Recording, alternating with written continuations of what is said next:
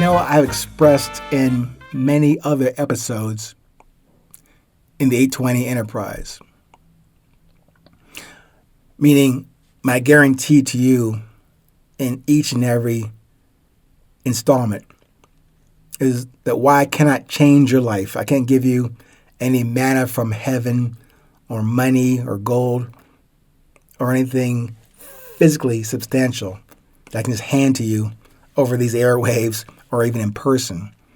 But I do intend, in a humble and confident way, and in a curious way, to change your perspective on the present moment and definitely change your perspective on this present moment.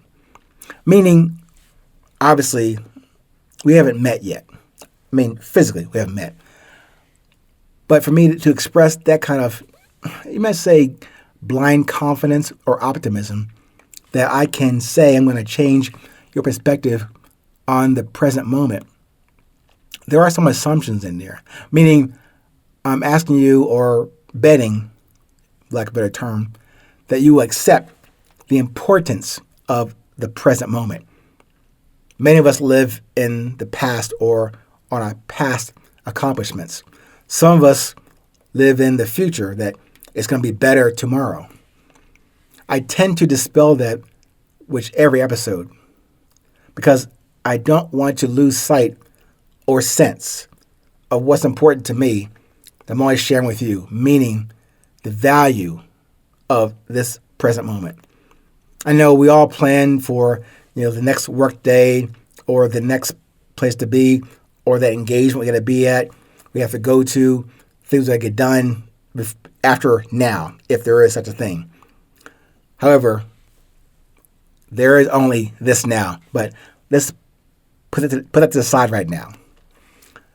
My commitment and consistency in mentioning the present moment, the now, because it evolves. It evolves like you do, like I do, like we do together. Now, by habit, maybe by nature, or just being a human being, we got a plan for our child's graduation, birthdays, anniversaries, events at work, social gatherings, holidays, next Monday, next week, whatever. We do see that kind of stuff, but because it's been almost ingrained in us, probably from their birth or for decades, we tend to look ahead instead of within. It's much easier to look out than inside. If you're like me, looking inside, like I mentioned, kind of being funny a few days ago, staring at my navel is not that attractive or interesting and could be messy in there. So I'm not trying to say that, but even beyond the navel, it's a bit deeper than that. It is, I keep coming back to that thing or that place or that peaceful location within you that we all have. But we very rarely get there or go there, or more importantly, better stated, get here. Here within where I am right now, where my true essence doesn't lie dormantly. It lies, it breathes, it flows. It is the reason that I still exist here. I exist here not by my own design. This design was insisted by my creator to be here, like yours also. However you define or call your creator, your higher power, your guide, your Allah, your Buddha, your talisman, whatever you call it. We all, not all, I'm presuming everyone recognizes that we were brought here and given that life, that spark of life by something else besides our own innovative creativity to say, hey, I'm here, let's do some stuff. That didn't happen. So however you decide or define that initiation or that initial spark of life, I'm not going to tell you how to do that. I've given you examples or perspectives on me. I still say for the majority of us, we can agree that we were brought here to do something by entity in all being, all knowing, all everywhere, or what's inside of all of us, we were brought here for something. As I mentioned before, each and every one of us, again, I'm asking for this consideration, each and every one of us are miracles in life. I know I wouldn't feel that way either if I look in the mirror and that big old belly and I can barely run, not even half a mile without panting. So I don't see the miracle side of that piece. But if I take a few steps forward and to side, the fact that I can't even attempt to do that, meaning I still have life. I still have the love inside of me, just like you do, to do whatever I decide to do, whatever you decide to do.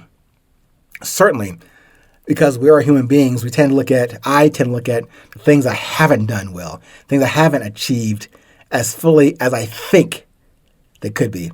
But if I just observe from the level of my intention, meaning underneath that intention, is there a true, honest, positive desire?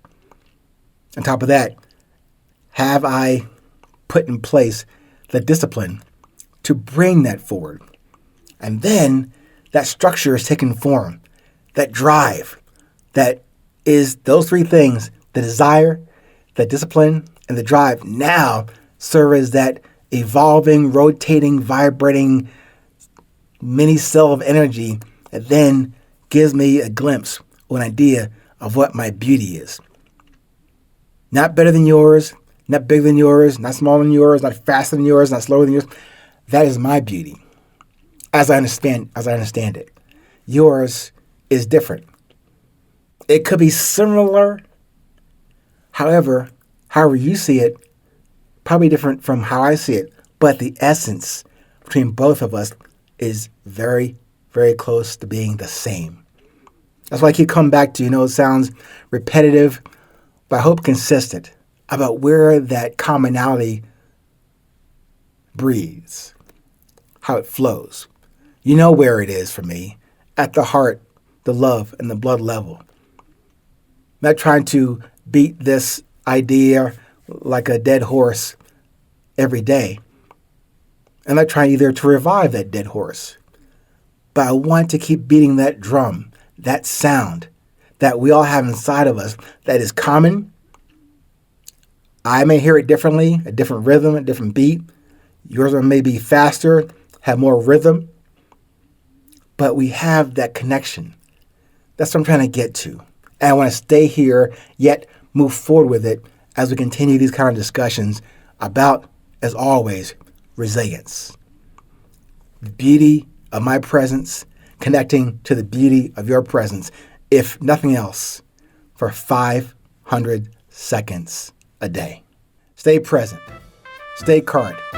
No matter where you are in this world, please remember, it is always 8:20.